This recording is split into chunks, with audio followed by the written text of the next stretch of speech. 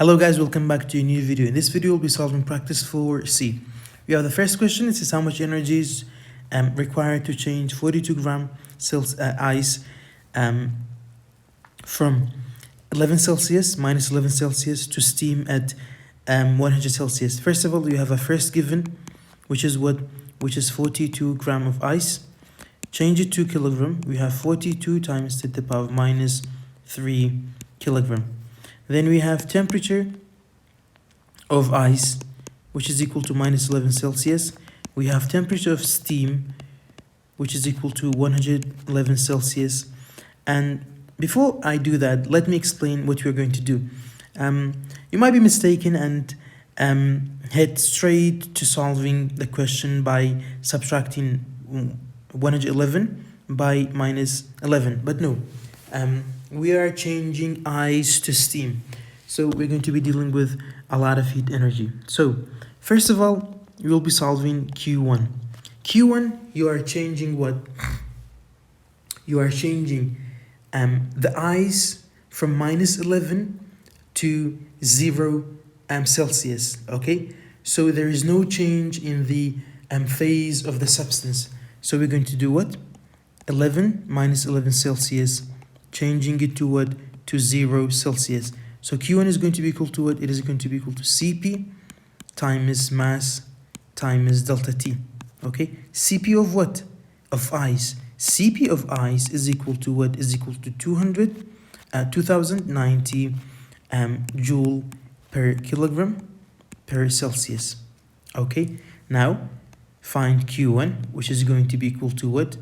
2090 times the mass, 42 times 10 to the power of minus 3, and the change in the temperature times 0. This is going to be our final temperature, and this is going to be what? Final, T final minus T initial. And 0 minus 11, okay? Make sure to calculate this. Q1 is going to be equal to what? It is going to be equal to 965.58 joules. Okay, this is our first Q. Now, remember we studied that water and ice can exist both at the same temperature, and we need some energy to break down the bonds between the ice and in order to change the phase to water. So we're going to have Q2, which is going to be equal to what? Equal to mass times latent heat of fusion from ice to water. Latent heat of fusion for ice to water or water to ice is going to be equal to what? 3.33 times 10 to the power of 5 joule per kilogram. Okay, now Q2 is going to be equal to what? 42 times 10 to the power of minus 3 times 3.33 times 10 to the power of 5. Okay, so Q2 is going to be equal to what? It is going to be equal to 13,986 joule. Okay, this is our second heat. Our third heat is going to be what? Is going to be changing from 0 Celsius to 100 Celsius. Okay, because we are boiling the ice, we are heating up the ice. So these are going to be the energies needed to raise the temperature. Now, Q3 is going to be equal to what? It is going to be equal to Cp times mass times delta T. Cp of what? Cp of water is equal to what? Is equal to 4,186 joule per kilogram per Celsius. Okay, now Cp times like 4,186 times mass is equal to what? 42 times 10 to the power of minus 3. Change in the temperature is going to be what? Final, which is 100 Celsius, subtracted by the initial, 100 Celsius minus 0. Calculate Q3, and you have what? You have 17,581.2 joules. This is our third Q. Now, remember, we studied that steam and water can both exist at the same temperature. So changing steam changing water to steam is going to require some energy, and we were calling it latent heat of vaporization. So Q4 is going to be what? Mass times LV. LV, or latent heat of vaporization for steam, is going to be equal to what? 2.26 times 10 to the power of 6 joule per kilogram. Okay, now mass is equal to what? 42 times 10 to the power of minus 3 times 2.26 times 10 to the power of 6 joule per kilogram. This is our what? This is going to be our fourth Q, which is going to be equal to 94,920 joule. This is our fourth heat. Our last heat is going to be what? Is going to be changing 100 Celsius to 111 Celsius. Careful, when you are dealing with latent heat of vaporization and latent heat of fusion, temperature is going to be what? Temperature is going to be constant, okay? Q5 then is going to be what? Is going to be changing 100 Celsius to 111 Celsius. Q5 is going to be equal to Cp times mass times delta T, okay? Now we have Cp of what? Of course, Cp of ice. Cp of ice is equal to what? Cp of ice is equal to 2010 joule per kilogram per Celsius. Now multiply this, 2010 times mass is equal to what? 42 times 10 to the power of minus 3 times delta T is going to be what? Is going to be equal to final minus initial. 111 minus 100, you get 11, and then Q5 is going to be equal to what? Is going to be equal to 928.62 joule. This is our last heat energy. Make sure to calculate all of them, okay? Q1 with this one, with Q2, with Q3, with Q4, and with Q5. We're going to have Q total, okay, which is going to be equal to Q1 plus Q2 plus Q3 plus Q4 plus Q5. And then Q total is going to be equal to what? Is going to be equal to 1.28 times 10 to the power of 5 joules. This is question 1. The energy needed to raise the temperature from minus 11 Celsius to 111 Celsius. Let's head to question 2.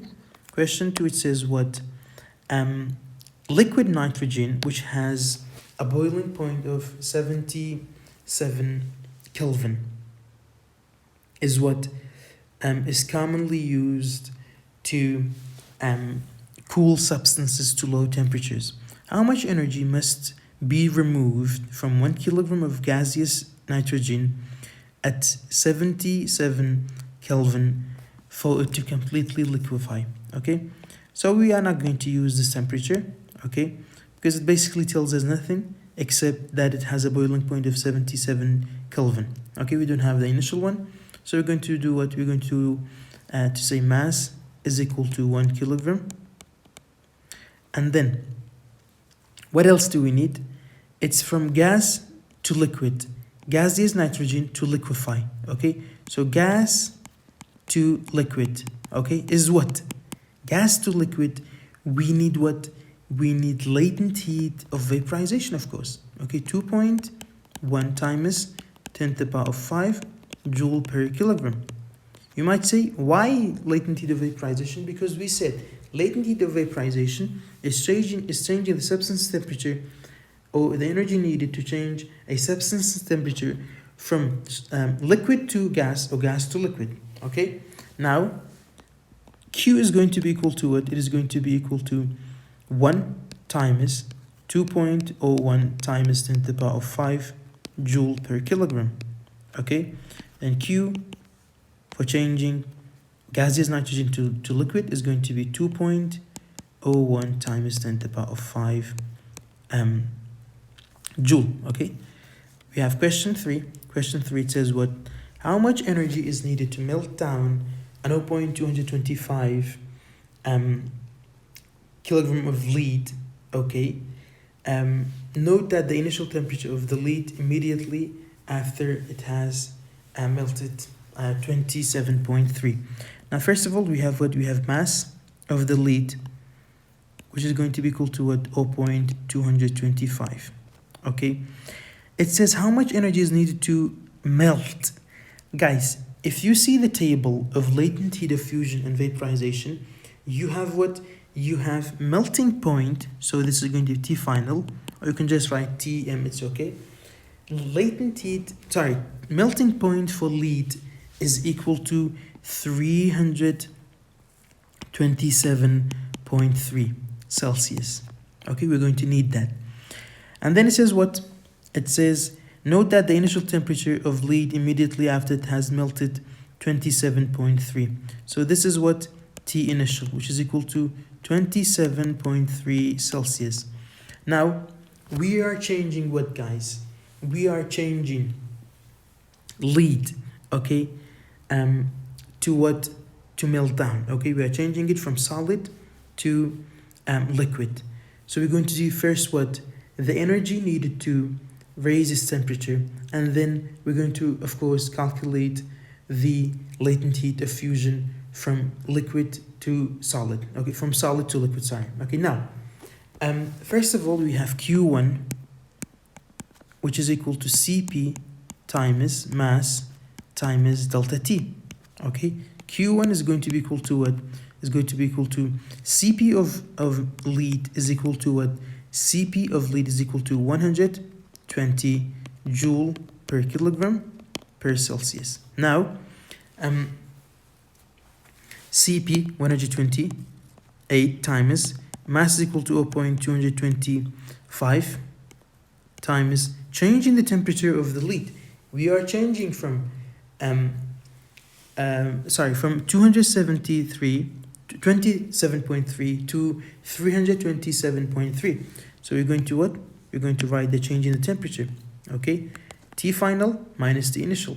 327.3 minus 27.3. Okay, now Q1 is going to be equal to what? Q1 is going to be equal to 8,640 joule. This is our first Q. Second Q is going to be equal to, it is going to be equal to latent heat of fusion multiplied by mass. So mass times latent heat of fusion.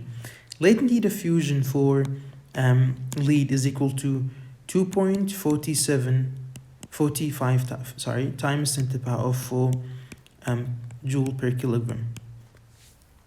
Now mass is equal to what? Mass is equal to 0.225. Latent heat is equal to what? 2.47 times 10 to the power of 4. Then Q2 is going to be equal to what? It is going to be equal to 5,512.5 joule. This is what? This is our second, and that's it. Okay, it's going to be our last one. So Q total is going to be equal to what? It is going to be equal to Q1 plus Q2. Calculate them, and you get 1.42 times 10 to the power of 4 joule. Okay. We have question 4. How much energy is needed to melt down exactly 1,000 aluminum cans? We're going to need that, careful. So we're basically melting down aluminum, solid to liquid, each with a mass of 40 gram. So we have 40 gram, which is mass. Mass is equal to 40 gram. Change it to kilogram. It's going to be 14 times 10 to the power of minus 3 kilogram. Assume initial temperature. So T initial is equal to what? 26.4 Celsius. Now we are melting down aluminum. Melting point for aluminum is equal to 660.4, which is basically going to be our final temperature. Cp of the aluminum, which we will be needing, is equal to 899 joule per kilogram per Celsius. This is what? This is Cp. So how much energy total is needed to melt down exactly 1,000 aluminum cans? First of all, we're going to calculate the energy needed to raise or change the temperature of 1,000 aluminum cans. Then we're going to calculate the latent heat of fusion from solid to liquid. Okay, now Q1 is going to be equal to what? Q1 is equal to Cp of aluminum times its mass times its change in the temperature. Cp is going to be equal to 899 times mass 14 times 10 to the power of minus 3. Change in the temperature is going to be 660, which is the final temperature, minus 26.4. Don't forget something, guys. This is only for one can. Okay, this is going to be equal to the energy needed to calculate to raise the temperature of one can. So multiply all of this by 1000 can. Okay, because we have 1000 cans. Don't forget this 1000. Okay, calculate it and you should get 7,979,524 joules.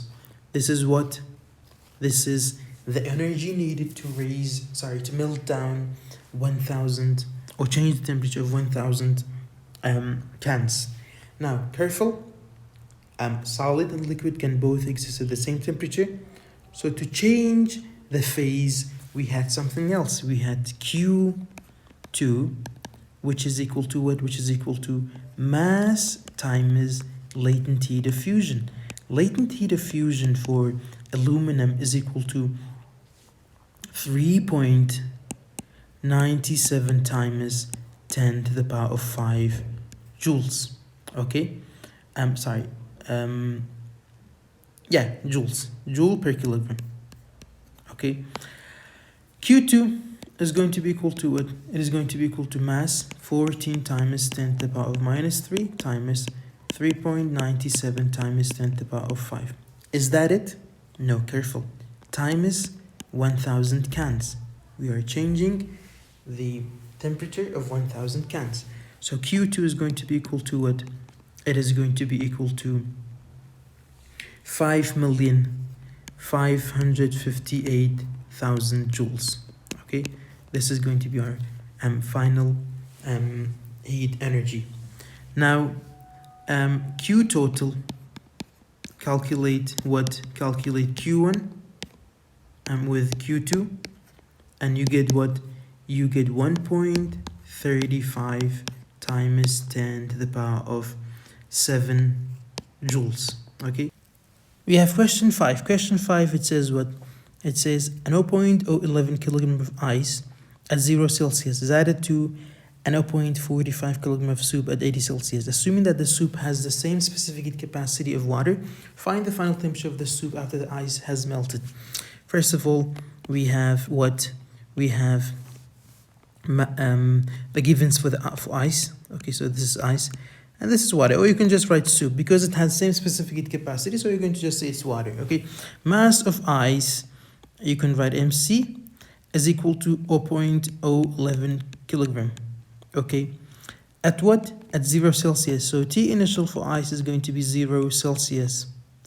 Now you have water, its mass of water is equal to 0.45 kilogram. What is the initial temperature? The initial temperature of the soup is equal to 80 Celsius. Okay, assuming specific heat capacity is the same as water, so Cp is equal to 4,186. Okay, now this is going to be what?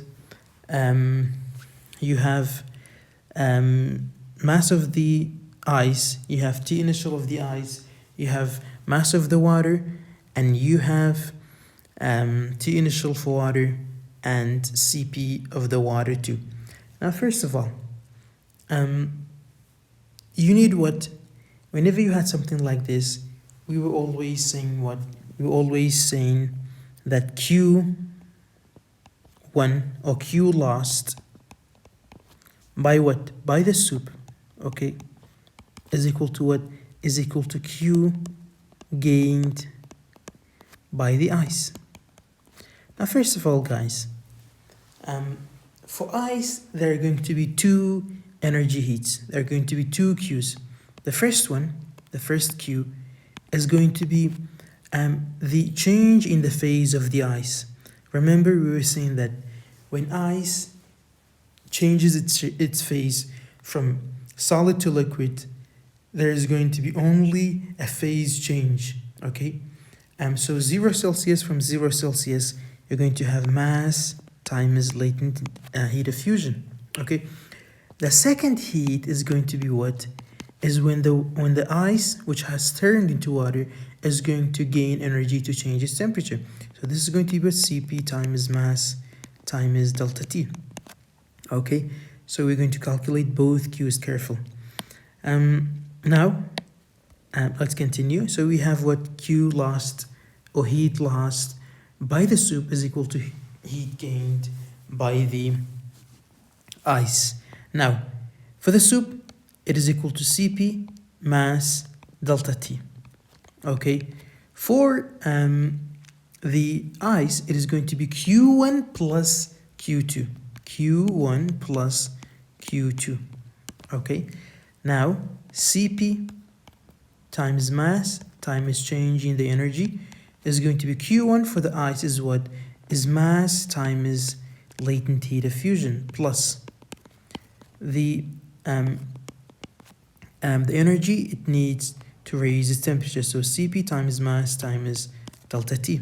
Okay, now remember, we were saying when a substance loses heat, delta T is going to be T initial minus T final. When a substance gains heat, it is going to be T final minus T initial. The ice has gained heat, so it's going to be T final minus T initial. The soup or the water has lost heat, so it's going to be T initial minus T final. Careful, okay? What has remained? Nothing. You can just plug in your values and that's it. Okay, now Cp of water is equal to 4,186 times mass of the water is equal to 0.47 times T initial is equal to 80. We don't have T final. Okay, is equal to what? Mass of the ice, which is equal to 0.011 times what is the latent heat of fusion for water? Okay, it is equal to 3.33 times 10 to the power of 5. Okay, don't forget this too. Okay, we need this too. Now, times 3, let me erase this. Okay, times 3.33 times 10 to the power of 5 plus Cp of the ice is going to be what? Cp of the ice is going to be 4,186. Sorry, not Cp of the ice, because this energy, this one, water has already changed its phase. So we're going to calculate the, we're going to use the Cp of the water. So 4,186 times mass is equal to what? Mass is equal to 0.011 times change in the temperature. So this is going to be what? This is going to be T final minus 0 Celsius. Okay, now this is going to be what? This is going to be equal to, you can just do the math, multiply this and then multiply it by this and then multiply it by this one too. This one multiply it and then multiply this by this and then multiply this by this. This is basically 0, okay? Now this is going to be what? This one. This is going to be 1,883.7 times 80 minus T final is equal to 3,674 plus, careful, just multiply this and multiply it by T final. This is going to be 46.05 T final. Okay, what has remained is just multiplying and rearranging the values. Now multiply this by this and multiply it by this one too. So you get what? You get 156,696 minus 1,883.70 final. Okay, is equal to what? is equal to 3674 plus 46.05 T final. Okay, just rearrange them. Okay, take this number there, take this number here. Okay, the final, this one, sorry. Move this number here, it's going to be minus, and then this one here is going to be positive. Okay, so you have 150,696 minus 3,674 is equal to what? It is equal to 1,883 minus 0.7 T final plus 46.05 T final. Okay, and then you have what? You have 147.022 is equal to what? It is equal to 1,929.75 T final. Divide this by this number.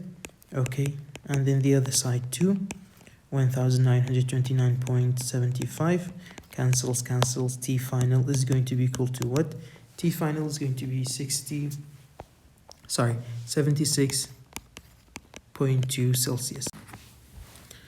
Now we have question 6. It says at a foundry 25 kilograms. So again, we have two tables. We have Al, which is aluminum, and we have air too. Mass of aluminum is equal to 25 kilogram, and with a temperature of 660.4 Celsius is poured into a mold. If this is carried out in a room containing 130 kilogram of air, so mass of the air is equal to 130 kilogram. You can just write mass A and mass, you can write Al, or you can write here this one A. So T initial for air is equal to 25 Celsius. What is the temperature of the air after the aluminum is completely solidified? So it needs the temperature of the air, TF of the air, after the aluminum is completely solidified. Assume that specific heat capacity of the air is equal to 1000 joule kilogram per Celsius. Now, first of all, because this is the melting point of aluminum, so basically there's just the energy released to change its phase, okay, to solidify, okay? And we're going to calculate the energy released when the solidification is done, okay? When all the solidification is finished, and then we will be finding what? We will be finding delta T, and then find with it T final. First of all, Q lost, okay, by the aluminum is equal to Q gained by the air. Now, we said that the aluminum is at its melting point, or it is basically we're going to find what we're going to find, or we're going to use latent heat diffusion, okay? And because there is no change in the temperature, there's only the energy released due to its phase change, and it's going to what? It is going to solidify. So this is going to be mass times latent heat diffusion. What is latent heat diffusion for aluminum? Refer to the table. It is equal to 3.97 times 10 to the power of 5. Now, is equal to what?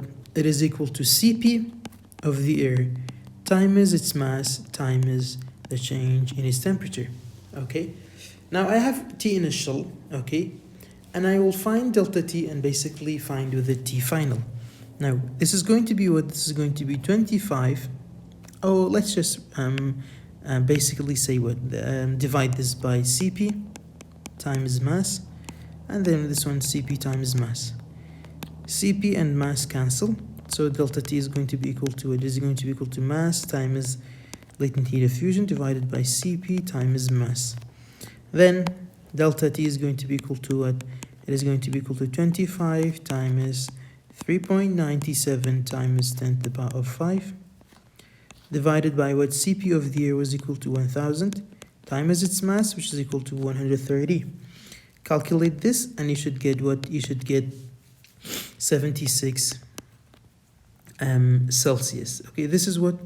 This is basically 76.3, I think, yes, 76.3. This is what? This is delta T. Now, we had T initial, and we need to find what? We need to find T final. You know delta T is equal to what? Delta T is equal to T final minus T initial. T final is going to be what? It is going to be delta T plus T initial. Okay, now T initial was equal to what? T final, sorry, was equal to 76.35 plus T initial was equal to what? It's equal to 25. This is equal to what? It is equal to 101.35 Celsius. This is the final temperature of the air. We have question 7. It says an ice block of mass 2.5 kilograms. So mass is equal to 2.5 kilogram. And temperature 0 Celsius slides with an initial speed of 5.7 meter per second. So velocity is equal to what? 5.7 meter per second along a horizontal and straight ground. If 3.3 times 10 to the power 5 joule of energy are needed to melt 1 kilogram. This is what, guys, if you think about it, it's basically latent heat of fusion. Why? Because it says 3.3 times 10 to the power 5 divided by what? By 1 kilogram. So remember, Q is equal to what? Is equal to mass times latent heat of fusion. To find latent heat of fusion, we have what? We have Q divided by its mass, which is equal to 1 kilogram. So this is what? This is latent heat of fusion, which is equal to 3.3 times 10 to the power 5 joule per kilogram. And kinetic energy is equal to what, guys? Kinetic energy is equal to 3.3 times 10 to the power of 5 joule. Okay, what is the mass of the melted ice? M is equal to what? Assuming that all the initial kinetic energy of the ice transferred to internal energy. So remember, delta U, internal energy, is equal to what? Is equal to kinetic energy. And it's equal to Q2, careful, okay? This is equal to Q2, which is heat. Delta U, because we have velocity, we're going to say 1 over 2 mv squared, okay? Delta U, why is this U big? I don't know. So delta U is equal to 1 over 2 times mass, which is equal to 2.5 times velocity, 5.7 squared. Now, multiply all of this and you get 40.6 joule. This is what? This is the initial kinetic energy that has changed to what? To internal energy. This is equal to what, guys? This is equal to heat 2. Careful. Okay. Now, to find mass, we're going to say what? We're going to say Q is equal to mass times latent heat of fusion. Now, mass is going to be equal to what? We have latent heat of fusion. So mass is equal to what? Q divided by latent heat of fusion. Q is equal to what? 40.6 joule divided by what? Latent heat of fusion, which is equal to 3.3 times 10 to the power of 5 joule per kilogram. Divide this and you should get 1.23 times 10 to the power of minus 4 kilogram.